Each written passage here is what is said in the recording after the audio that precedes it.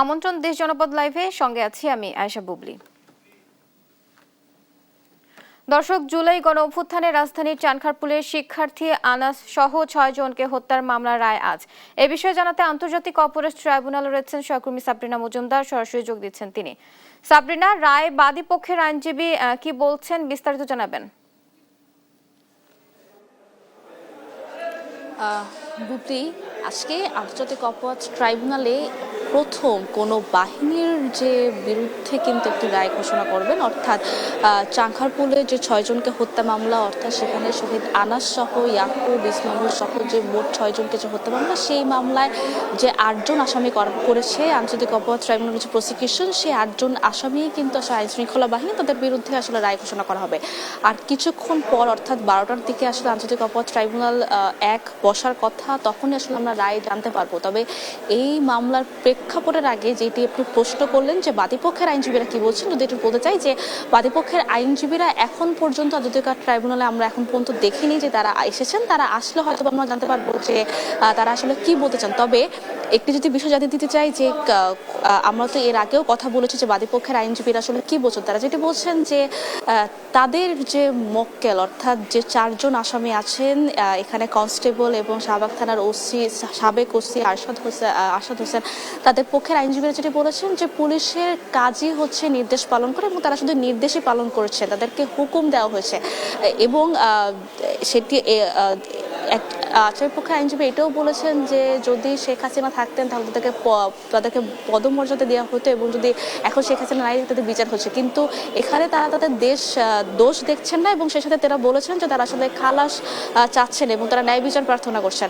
এবং সেই সাথে যদি একটু এই মামলার প্রেক্ষাপটে যদি একটু বলতে চাই যে 5 আগস্টের দিন কিন্তু এই হত্যা মামলাটি, এই যে 6 জনকে যে হত্যা মামলা, সে হত্যার ঘটনাটি ঘটে এবং পরবর্তীতে এই মামলা আন্তর্জাতিক অপরাধ ট্রাইব্যুনালে আসে এবং সে অভিযোগ হয়ে পরবর্তীতে যে অভিযোগপত্র, সে অভিযোগপত্র দাখিল করে প্রসিকিউশন তদন্ত প্রতিবেদন শেষ করতে এই মামলার সময় নিয়েছে প্রসিকিউশন 6 মাস। এবং পরবর্তীতে যখন বিচার শুরুর আদেশ দেওয়া হয়, এই মামলার সাক্ষী হিসেবে মোট 26 জন সাক্ষ্য দেন এবং সেখানে শহীদ আনাসের পরিবারের সদস্যরা ছিলেন এবং সেখানে তদন্ত কর্মকর্তারা ছিলেন, সেখানে পুলিশ সদস্যরা ছিলেন, যারা এই যে মামলার আসামি যারা আছেন তাদেরকে আসলে সচক্ষে দেখেছেন যে তারা এই পুরো ছাত্র জনতাকে বা যেখানে ছাত্ররা ছিল তাদেরকে নির্দেশ দিয়েছিলেন পুরোপুরি যে তাদেরকে নির্মূল করার নির্দেশ দেওয়া হয়েছে। একটু পরেই কিছুক্ষণ পর হয়তো বা আন্তর্জাতিক অপরাধ ট্রাইব্যুনাল বসলে তখন আসলে আমরা রায় ঘোষণা করব। তবে এই রায়টি বিটিভিতে সম্প্রচার করা হবে এবং এই মামলারও রায়ে আসলে পুরো দেশ সহ বিশ্ব দেখতে পারবে যে এই বাহিনীর বিচার আসলে কিভাবে হয়, তারা কি কি সাজা পায়। তো এখন পর্যন্ত আর কিছুক্ষণের অপেক্ষা, পরবর্তীতে আসলে যখন রায় ঘোষণা করবে তখন আমি আপনার মাধ্যমে দর্শকদের জানতে পারবো যে এই মামলার রায় আসলে কি কি দেওয়া হয়। তো এখন পর্যন্ত এই ছিল সর্বশেষ খবর আন্তর্জাতিক অপরাধ ট্রাইব্যুনাল থেকে। সাবরিনা, আপনাকে ধন্যবাদ। দর্শক, যেমনটি বলছিলাম, জুলাই গণ অভ্যুত্থানে রাজধানীর চানখারপুলের শিক্ষার্থী আনাস সহ 6 জনকে হত্যার মামলার রায় আজ। এই রায় ঘিরে আদালত প্রাঙ্গণে বাড়তি নিরাপত্তা গ্রহণ করা হয়েছে। সেখানকার পরিস্থিতি সম্পর্কে জানবো, সেখানে রয়েছেন আমাদের সহকর্মী ইকবাল। অনেক রায় ঘিরে আদালত প্রাঙ্গণে নিরাপত্তা পরিস্থিতি কেমন দেখতে পাচ্ছেন, জানাবেন।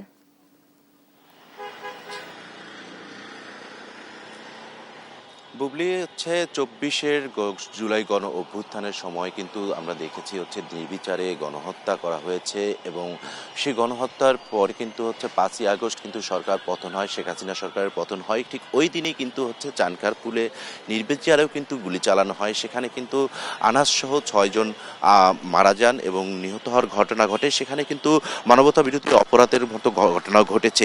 সেই ঘটনার প্রেক্ষিতে কিন্তু আন্তর্জাতিক অপরাধ ট্রাইব্যুনালে একটি মানবতা বিরোধী অপরাধের মামলা হয়েছে। সেই মামলার রায় কিন্তু আজকে এবং গত বছরের 24 তারিখ কিন্তু আজকে এই রায়ের দিনটি ধার্য করা হয়েছে। সেই রায়কে কেন্দ্র করে কিন্তু আন্তর্জাতিক অপরাধ ট্রাইব্যুনালের আশপাশের এলাকায় কিন্তু আইন শৃঙ্খলা বাহিনীর কিন্তু কঠোর অবস্থান আমরা লক্ষ্য করেছি এবং আপনারা দেখতে পাচ্ছেন যে এখানে আইন শৃঙ্খলা বাহিনীর যে সদস্যরা রয়েছেন এবং র্যাবের সদস্যরা মোতায়েন রয়েছেন এবং বিজিবি সদস্যরা মোতায়েন রয়েছেন এবং আশপাশের এলাকায় সাদা পোশাকেও আমরা কিন্তু আইন শৃঙ্খলা বাহিনীর সদস্যদের লক্ষ্য করে করেছি এবং আমরা এও লক্ষ্য করেছি যে এইখানে আশপাশের এলাকায় কিন্তু সেনাবাহিনীর কয়েকটি টহল টিম কিন্তু আমরা লক্ষ্য করেছি যে হাইকোর্ট প্রাঙ্গণ এলাকায় তারা টহল দিয়েছেন এবং আজকে কিন্তু আর কিছুক্ষণ পর কিন্তু এই যে আপনার চানখারপুলে যে আনাস সহ ছয়জনের যে হত্যার যে রায়টি আছে সেটি কিন্তু আর কিছুক্ষণ পর রায় পড়া শুরু হবে।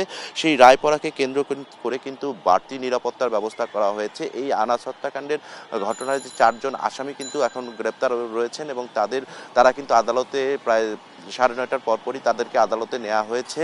এবং আরেকটি বিষয়, এই হত্যাকাণ্ডের সঙ্গে জড়িত যারা 4 জন আসামি রয়েছেন তারা কিন্তু পলাতক রয়েছেন। তাদের পলাতক দেখেই কিন্তু আজকে রায় কিছুক্ষণ পর পড়া শুরু হবে।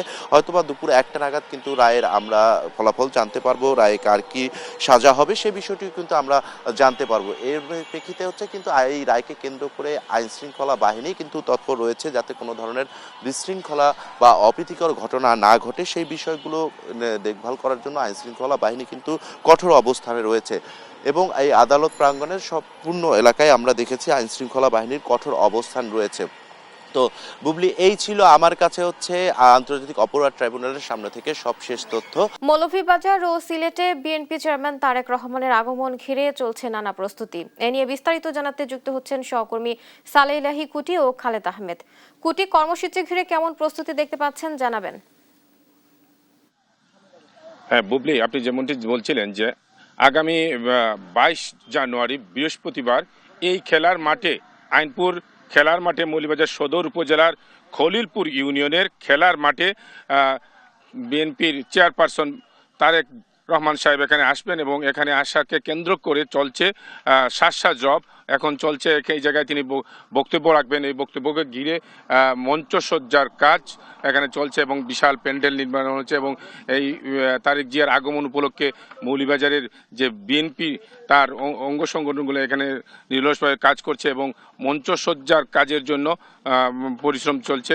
এখানে যেটি আপনাকে বলতে চাই যে তারেক জিয়া সিলেট আগমন করবেন। আগমনের পরে এখান থেকে সিলেটের কর্মসূচি শেষ করে ঢাকায় ফেরার পথে এই মৌলভীবাজারের এই আইনপুর যে মাঠ সেই মাঠে তিনি উপস্থিত হবেন এবং এখানে তিনি বক্তব্য রাখবেন এবং এই মৌলভীবাজার জেলার যে 4টি সংসদীয় আসনের বিএনপির মনোনীত প্রার্থীরা রয়েছেন তাদেরকে পরিচয় করিয়ে দেবেন এবং এখানে তিনি বক্তব্য রাখবেন।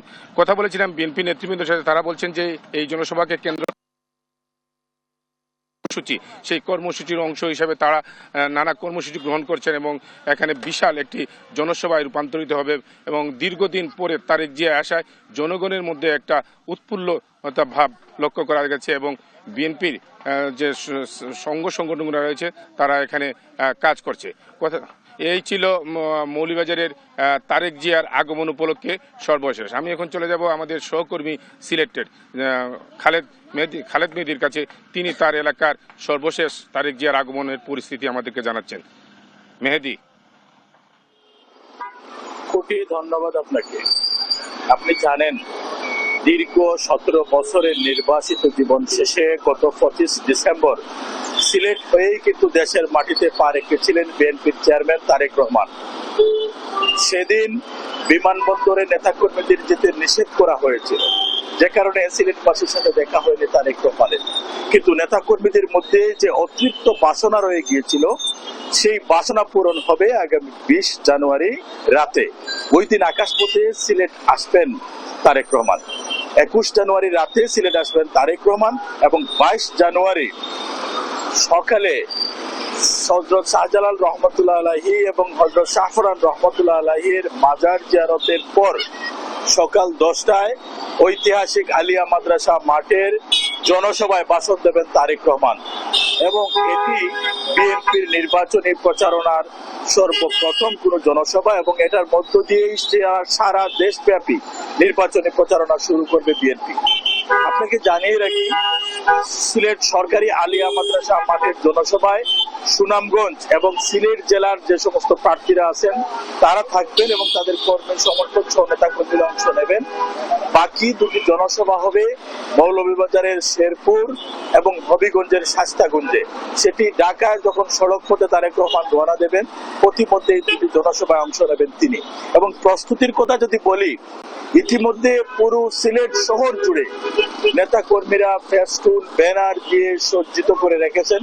বিশেষ করে বিমানবন্দর সড়ক হয়ে ৪৪টা পয়েন্ট হয়ে সিলেট সরকারি আলিয়া মাদ্রাসা মাঠ, এই সড়কটি এই মুহূর্তে ব্যানার ফেস্টুনে বলা যায় একেবারেই সয়লাম। অন্যদিকে মঞ্চ প্রস্তুতির কাজ প্রায় অর্ধেকেরও বেশি শেষ হয়েছে। একটু আগে আমরা এখানে দেখেছি আইন শৃঙ্খলা বাহিনীর সদস্যরা এসেছেন এবং তারা সেখানে নিরাপত্তার বিষয়টি দেখছেন। একই সাথে সিলেট মেট্রোপলিটন পুলিশ ব্যাপক নিরাপত্তা ব্যবস্থা গড়ে তুলেছে তারেক রহমানের সিলেট আগমনকে ঘিরে। আগামী 22 জানুয়ারি সকালে সিলেট সরকারি আলিয়া মাদ্রাসা মাঠের জনসমাবেশে অন্তত 3 লক্ষাধিক নেতাকর্মীর আগমন ঘটবে, অংশগ্রহণ থাকবে, এমনটি বলছেন সিলেট বিএনপির নেতাকর্মীরা।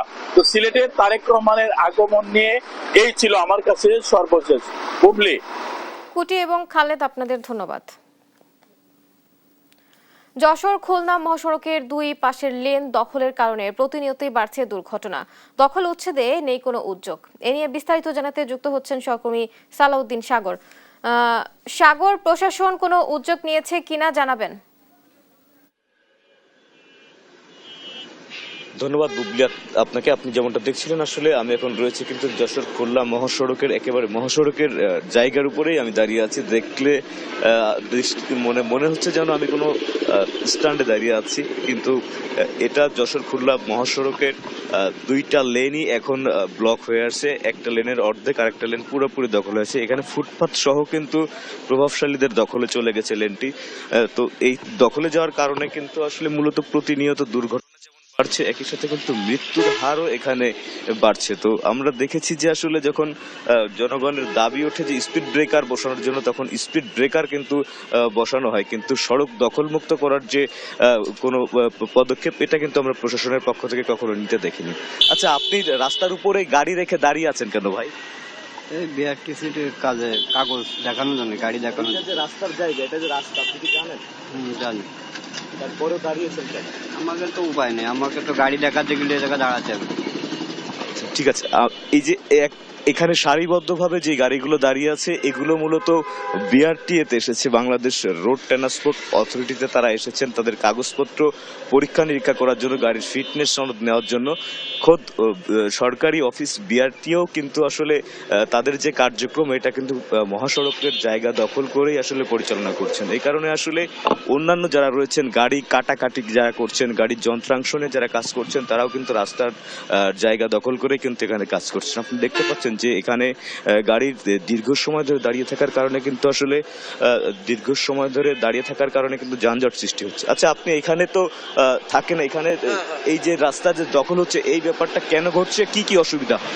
না, এখানে তো আসলে আমরা তো গ্যারেজের লোক, মনে করেন এখানে গাড়ি গুড়ি থাকে, আপনার আছে হলো এই যে গ্যারেজ মোকাম টুকাম আছে, অনেক সিরিয়াল টিরিয়াল, আবার 1 by 1 লাইন। আসলে রাস্তাটা একটু পরিষ্কার থাকলে আমাদের জন্য একটু ভালো হয়, বুঝতে পারেন? প্রশাসন আসলে এই বিষয়ে কিছু বলেছে না, তো সঠিক আমরা বলতে পারবো না। এখন গাড়িগুলো চলছে, রাস্তাটা আপনার আছে হলো একটু জামজট দেওয়া আছে, যখন এই গাড়ি দাঁড়ায় তখন জাম বেঁধে যায় আর কি। ঠিক আছে, ধন্যবাদ আপনাকে বুবলি। আপনি যেমনটা শুনছিলেন, আমি এই বিষয়ে সহজের নির্বাহী প্রকৌশলী যিনি রয়েছেন গোলাম কিবরি, আমি তার সাথে কথা বলেছিলাম। তিনি আমাকে যেমনটা জানিয়েছেন যে আসলে জেলা প্রশাসনের সাথে কথা বলে ম্যাজিস্ট্রেট ড্রাইভ করে তিনি এটা ক্লিয়ার করার পরিকল্পনার কথা আমাদেরকে জানিয়েছেন, কিন্তু আসলে বাস্তবায়ন যে কবে নাগাদ করা হবে সেটা কিন্তু আমরা আজও দেখিনি। তো এই ছিল আমার কাছে যশোর খুলনা মহাসড়ক থেকে সর্বশেষ। বুবলি, ত্রয়োদশ জাতীয় সংসদ নির্বাচনে মনোনয়ন প্রত্যাহারের শেষ দিন আজ। এ নিয়ে বিস্তারিত জানাতে যুক্ত হচ্ছেন সহকর্মী ইলিয়াস আহমেদ। ইলিয়াস, শেষ দিনে এখন পর্যন্ত কতজন প্রার্থী মনোনয়ন প্রত্যাহার করেছেন, বিস্তারিত জানাবেন। মনোনয়ন প্রত্যাহারের শেষ দিন আজ, অর্থাৎ এখন পর্যন্ত উল্লেখযোগ্য কোনো প্রার্থী কিন্তু তাদের মনোনয়ন পত্র প্রত্যাহার করেনি। অর্থাৎ এছাড়াও যাদের মনোনয়ন পত্র বাতিল হয়েছিল, ময়মনসিংহে 29 জন প্রার্থীর মনোনয়ন পত্র কিন্তু বাতিল হয়েছিল, তারা কিন্তু আপিলের মাধ্যমে অনেক প্রার্থী কিন্তু তারা মনোনয়ন কিন্তু ফিরে পেয়েছেন। অর্থাৎ আজকে বিকেল নাগাদ জেলা রিটার্নিং কর্মকর্তার কার্যালয় থেকে বলা হয়েছে যে কতজন প্রার্থী মনোনয়ন পত্র প্রত্যাহার করেছেন সেই বিষয়টি কিন্তু তারা নিশ্চিত করবেন আমাদেরকে। সেই বিষয়টি বলছিলেন। এছাড়াও আপনার মাধ্যমে একটি তথ্য জানিয়ে রাখি, ময়মনসিংহ 11টি আসনে কিন্তু 117 জন প্রার্থী মনোনয়নপত্র সংগ্রহ করেছিলেন। এর মধ্যে 94 জন প্রার্থী কিন্তু তারা মনোনয়নপত্র সাবমিট করেছিলেন। এর মধ্যে 29 জন প্রার্থীর কিন্তু মনোনয়নপত্র অবৈধ বলে ঘোষণা করা হয়েছিল। অর্থাৎ সেই প্রার্থীরা কিন্তু তারা আপিল করেছেন। আপিলের মাধ্যমে কিন্তু অনেক প্রার্থী কিন্তু তারা মনোনয়নপত্র ফিরে পেয়েছেন। অর্থাৎ আমরা দেখেছি যে ময়মনসিংহ 11টি আসনের মধ্যে কিন্তু 9টি আসনেই বিএনপির স্বতন্ত্র প্রার্থী রয়েছে। অর্থাৎ এই স্বতন্ত্র হেভিওয়েট প্রার্থী যারা আছেন তাদের মধ্যে কিন্তু কেউ এখন পর্যন্ত মনোনয়ন প্রার্থীতা কিন্তু প্রত্যাহার করেনি এবং তারা কিন্তু প্রচারণাও কিন্তু আমরা দেখেছি তারা কিন্তু চালিয়ে যাচ্ছেন। অর্থাৎ তারা বলছেন যে তারা তাদেরকে যোগ্য মনে করে কিন্তু তারা ভোটের মাঠে কিন্তু তারা লড়াই করে যাবেন, সেই বিষয়টি কিন্তু তারা বলছিলেন। এতে করে বলা যাচ্ছে যে আসন্ন ত্রয়োদশ জাতীয় সংসদ নির্বাচনের যে ভোট সেটি কিন্তু অনেকটাই জমজমাট হয়ে উঠবে এবং ভোটের মাঠ কিন্তু একেবারেই সরগরম হয়ে উঠছে। অর্থাৎ আগামীকাল প্রতীক বরাদ্দের পর থেকেই কিন্তু ময়মনসিংহ যে সংসদীয় আসনগুলো রয়েছে সেখানকার প্রার্থীরা কিন্তু প্রচারণার সুযোগ পাবে। এতে করে বলা যায় যে ময়মনসিংহের বিশেষ করে 11টি আসনের মধ্যে 9টি আসনেই কিন্তু একেবারেই জমজমাট নির্বাচন অনুষ্ঠিত হবে, সেই বিষয়টি কিন্তু লক্ষ্য করা গেছে। যেহেতু সেখানে কিন্তু বিএনপির হেভিওয়েট স্বতন্ত্র প্রার্থী যারা আছেন তারা কিন্তু প্রতিদ্বন্দ্বিতা করছেন। এই ছিল আমার কাছে ময়মনসিংহ থেকে সর্বশেষ। ইলিয়াস, আপনাকে ধন্যবাদ। মুন্সিগঞ্জ জেনারেল হাসপাতালে নেই জলাতঙ্ক টিকা, এতে করে বিপাকে পড়েছেন রোগী ও স্বজনরা। এ নিয়ে বিস্তারিত জানাতে যুক্ত হচ্ছেন সহকর্মী সুমিত সরকার। সুমন, টিকা না থাকার কারণ কি বলছেন? আপনার কাছে কি তথ্য আছে, জানাবেন। বুবলি, ধন্যবাদ আপনাকে। আপনি যেমনটি বলছেন, মুন্সিগঞ্জের জেনারেল হাসপাতাল সহ মুন্সিগঞ্জের যে 6টি উপজেলা স্বাস্থ্য কমপ্লেক্স রয়েছে সেই কমপ্লেক্সগুলিতে কিন্তু দীর্ঘ 6 মাস ধরে কিন্তু আসলে যে জলাতঙ্ক টিকা সেই টিকা কিন্তু সরবরাহ নেই। সেই কারণে কিন্তু এখানকার চিকিৎসা নিতে আসা যে রোগী এবং রোগীর স্বজনরা কিন্তু আসলে বিপাকে পড়েছেন। এখানে কিন্তু আমরা কর্তৃপক্ষের সাথে কথা বলেছি, তিনি যেটি জানিয়েছেন যে আসলে তাদের চাহিদা অনুযায়ী কিন্তু বরাদ্দ পাঠিয়েছে মন্ত্রণালয়, সেই বরাদ্দ কিন্তু এখনো পর্যন্ত আসেনি এবং কর্তৃপক্ষ যেটি জানিয়েছেন আপাতত যেই জলাতঙ্ক টিকা সেটি আসলে সরবরাহ নেই, সেই কারণে কিন্তু আসলে তারা এই ভ্যাকসিন পাচ্ছে না। এতে করে কিন্তু চরাঞ্চল থেকে যেসব রোগীরা আসছেন তারা কিন্তু হাসপাতালে এসে কিন্তু আসলে ফেরত যাচ্ছে। পাশাপাশি কিন্তু তাদের বাহিরে থেকে কিন্তু একজনের 1 থেকে 1,500 টাকা করে কিন্তু যেই টিকা রয়েছে সেই টিকা কিন্তু তাদের সংরক্ষণ করতে হচ্ছে। এতে করে কিন্তু আসলে একদিকে তারা ভোগান্তিতে পড়ছেন এবং তারা কিন্তু যেই ব্যয় সেটি কিন্তু আসলে তাদের কষ্ট হচ্ছে বলে এখানকার স্থানীয় রোগী এবং রোগীর স্বজনরা জানিয়েছেন। তো এই ছিল আমার কাছে ভ্যাকসিন নিয়ে সবশেষ খবর। সুমন, আপনাকে ধন্যবাদ। গণভোট ও ত্রয়োদশ জাতীয় সংসদ নির্বাচন বিষয়ে অবহিতকরণ ও উদ্বুদ্ধকরণের জন্য বগুড়ার ফাঁপড়ে অনুষ্ঠিত হচ্ছে উঠোন বৈঠক। এ নিয়ে বিস্তারিত জানাতে যুক্ত হচ্ছেন সহকর্মী সঞ্জু রায়। সঞ্জু, উঠোন বৈঠকে কি কি বিষয়ে আলোচনা হচ্ছে, জানাবেন। আসন্ন ত্রয়োদশ জাতীয় সংসদ নির্বাচনে ভোটারদের উদ্বুদ্ধকরণ এবং জনসচেতনতা বৃদ্ধি বিষয়ক আজকে কিন্তু বগুড়ায় জেলা তথ্য অফিসের আয়োজনে একটি উঠান বৈঠক অনুষ্ঠিত হচ্ছে, যেখানে প্রধান অতিথি হিসেবে উপস্থিত রয়েছেন অন্তর্বর্তীকালীন সরকারের মুক্তিযুদ্ধ বিষয়ক মন্ত্রণালয় এবং দুর্যোগ ব্যবস্থাপনা ও ত্রাণ মন্ত্রণালয়ের উপদেষ্টা জনাব ফারুকি আজম বীর প্রতীক। কিছুক্ষণ আগেও কিন্তু তিনি সাধারণ জনগণকে গণভোটে হ্যাঁ ভোট দিলে আসলে কি কি সংস্কার হবে, কি কি সুবিধা হবে, দেশের স্বার্থে জনগণের স্বার্থে হ্যাঁ ভোটের যে কার্যকারিতা রয়েছে তা নিয়ে কিন্তু তিনি সাধারণ জনগণের সাথে কথা বলেছেন, সাধারণ জনগণকে কিন্তু উদ্বুদ্ধ করার চেষ্টা করেছেন। সাধারণ মানুষও কিন্তু প্রাণবন্তভাবে তার এই উঠান বৈঠকে কিন্তু মতামত দিয়েছেন এবং অংশ নিয়েছেন। আমরা একটু সরাসরি কথা বলবো মাননীয় উপদেষ্টার সাথে। জনাব ফারুকি আজম, আসলে তৃণমূলের এই পর্যায়ে এসে সাধারণ মানুষের সাথে গণভোট নিয়ে কথা বললেন, উদ্বুদ্ধ করলেন, সব মিলিয়ে জানাবেন যে সাধারণ মানুষ কতটুকু জানতে পারলো? বিষয়টি আগে তো এই গণভোটটা আমাদের সংবিধানের সাথে ছিল। বিগত সরকার তাদের ক্ষমতা দীর্ঘায়িত করার সাথে এই গণভোটকে সংবিধান থেকে বাতিল করেছে। সেই যে গণভোট যে একটা বিষয় আছে সেটা প্রথমে এই দেশের মানুষের জানা প্রয়োজন ছিল, সেটা আমরা জানিয়েছি এবং গণভোটের যে কি শক্তি সেটাও তাদেরকে উপলব্ধি করিয়েছি। আর এখনকার নির্বাচনে যে গণভোটে হা না বিষয়টা কি আমরা ব্যাখ্যা করেছি। গণভোটে হ্যাঁ ভোট দিলে তারা কি কি সুবিধা পাবে আর না ভোট দিলে তাদের কি পরিণতি কি বিষয়টা হবে সেটা তাদেরকে আমরা বুঝিয়ে বলেছি। এতে জনগণের কাছ থেকে আমরা স্বতঃস্ফূর্ত সাড়া পেয়েছি। তারা বুঝতে পেরেছে তাদের স্বার্থ কোনটাতে সংরক্ষিত হবে, তারা সেটা আমাদের সামনাসামনি তারা রিয়েক্ট করেছে।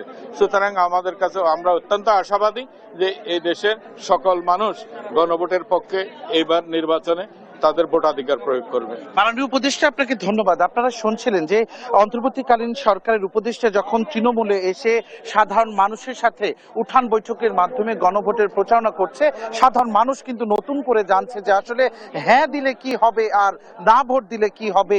সব মিলিয়ে আসলে উঠান বৈঠকটি কিছুক্ষণ আগে কিন্তু শেষ হলো। বুবলি, এই বগুড়া থেকে উঠান বৈঠকে আমার কাছে এখন পর্যন্ত এই ছিল সর্বশেষ। জামালপুরে চলছে ভোটের গাড়ির মাধ্যমে গণভোটের প্রচারণা। এ নিয়ে বিস্তারিত জানাতে যুক্ত হচ্ছেন সহকর্মী রিয়াদ হাসান হৃদয়। এ নিয়ে সাধারণ মানুষ কি বলছেন এবং প্রশাসন কি বলছেন, এই বিষয়ে বিস্তারিত জানাবেন। জি, জামালপুরেও কিন্তু সারা দেশের মতো জামালপুরেও গণভোটের যে গাড়ি রয়েছে, এই ভোটের গাড়ি সেটির মাধ্যমে প্রচারণা চালাচ্ছে প্রশাসন। এবং আমরা আজকে রয়েছি জামালপুর ফৌজদারিতে। এই ফৌজদারিতে 11টা থেকে এই ভোটের গাড়ির যে প্রচারণা সেটি চলছে এবং বিকেল নাগাদে জামালপুরের যে টাঙ্গাইল বাস স্ট্যান্ড রয়েছে সেখানেও কিন্তু এই ভোটের গাড়ির যে প্রচারণা রয়েছে সেটি কিন্তু করবে। আমরা জেনেছি যে জামালপুরের বিভিন্ন উপজেলাগুলোতেও এই গাড়ির মাধ্যমে নির্বাচনী যে প্রচারণা, অর্থাৎ ভোটের গাড়ির যে মূল প্রচারণা হচ্ছে গণভোটের পক্ষে, মানুষ যেন নির্বাচনে ভোট দেয় এবং মানুষ যেন গণভোটে যে তার যে মতামত সেটি যেন প্রকাশ করে। সেই কারণেই কিন্তু আজকের এই গণভোটের যে আয়োজন। আমরা আসলে কথা বলেছিলাম জেলা প্রশাসকের সাথে, তিনি বলেছেন যে মূলত প্রত্যেকটি উপজেলা পর্যায়ে কিন্তু এই ভোটের গাড়ির যে প্রচারণা সেটি কিন্তু তারা করছে এবং এই ভোটের গাড়ির প্রচারণা ছাড়াও বিভিন্ন সময় লিফলেট বিতরণ এবং বিভিন্ন ভাবে গণভোটের মানুষকে যে আগ্রহী করা সেটি কিন্তু তারা করছে, আমরা যেটি দেখেছি। আসলে এই ছিল জামালপুরের দয়াময় মোড় থেকে গণভোটে ভোটার গাড়ির প্রচারণার সর্বশেষ খবর। হৃদয়, আপনাকে ধন্যবাদ। শরীয়তপুরে শহীদ প্রেসিডেন্ট জিয়ার জন্মদিন উপলক্ষে ফ্রি চিকিৎসার আয়োজন করেছেন জাজিরা উপজেলা বিএনপি অঙ্গ সংগঠনের নেতাকর্মীরা। এ নিয়ে বিস্তারিত জানাতে যুক্ত হচ্ছেন সহকর্মী সাইফুল ইসলাম আকাশ। কতজন মানুষকে চিকিৎসা সেবা দেওয়া হবে, এ বিষয়ে কি তথ্য আছে জানাবেন? বুবলি, আপনি যেমনটি বলছিলেন, শহীদ প্রেসিডেন্ট জিয়াউর রহমানের 90তম জন্মদিন উপলক্ষে কিন্তু জাজিরা উপজেলা বিএনপি ও শরীয়তপুর সদর উপজেলা বিএনপির উদ্যোগে কিন্তু আজকে একদিন ব্যাপী ফ্রি মেডিকেল ক্যাম্পিং সেবাটি চলছে। এই মুহূর্তে আমি অবস্থান করছি জাজিরা পৌরসভা অডিটোরিয়ামের সামনে, যেখানে কিন্তু আমরা দেখতে পাচ্ছি এই যে বিএনপির সিনিয়র যুগ্ম মহাসচিব অ্যাডভোকেট রুহুল কবির রিজভী, তার সাথে কিন্তু রয়েছে বিএনপির নির্বাহী কমিটির স্বাস্থ্য বিষয়ক সম্পাদক ডাক্তার রফিকুল ইসলাম। এর পাশাপাশি আমরা দেখতে পেয়েছি সাইদ আহমেদ আসলাম, সাংগঠনিক সম্পাদক জেলা বিএনপি ও শরীয়তপুর জেলা বিএনপির যিনি কিনা রয়েছেন